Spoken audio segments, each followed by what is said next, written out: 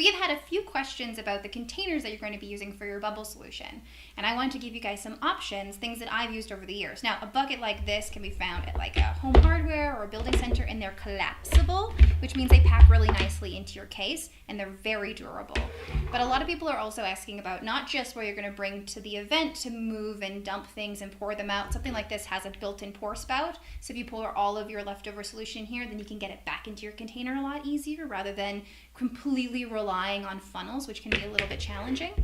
So this kind of a container has a locking mechanism. Once it's locked, you know that it's going to not leak.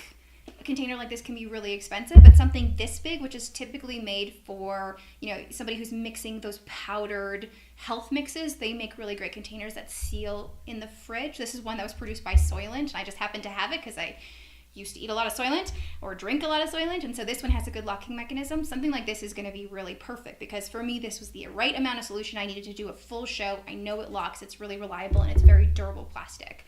But if you can't find something like this in your area and you want to use something that collapses after the show is done because you're leaving your bubble solution behind, almost every single camping supply store is going to have collapsible water vessels that are designed for taking water with you in a camping scenario.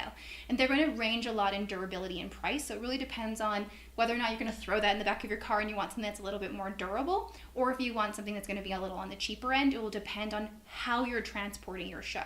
So if you are the kind of person that doesn't have a vehicle and you're going from Uber to venue over and over again, you're going to want something more durable. But if you have a place that it goes in your car, you might be able to cheap out on something like that a little bit because they range from $3 to about $60. So there's a huge price range there. So you're gonna wanna look stuff up online and find what fits for you. We're gonna leave some options in the description down below. These will all be different ones that I've used over the course of my career, ones that I can guarantee will be a good solution for you because you do need something that has a bit of a flat base so that it's easier to pour.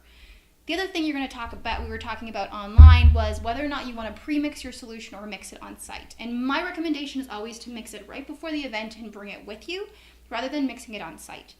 If you're going to be using a lot of solution, it can be easier to mix on site rather than dragging all of that heavy liquid with you. But for a standard show, you should be able to bring enough in a container like this that isn't too cumbersome, and it stops you from looking potentially unprofessional when you show up without the supply that you actually need to do the show.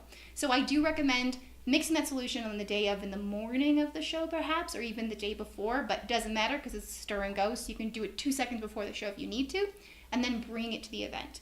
The other thing that is an advantage of pre-mixing your solution is that you can test it at home and make sure that you have the mix just right before you take it there, so you have a little bit of confidence before you start your show.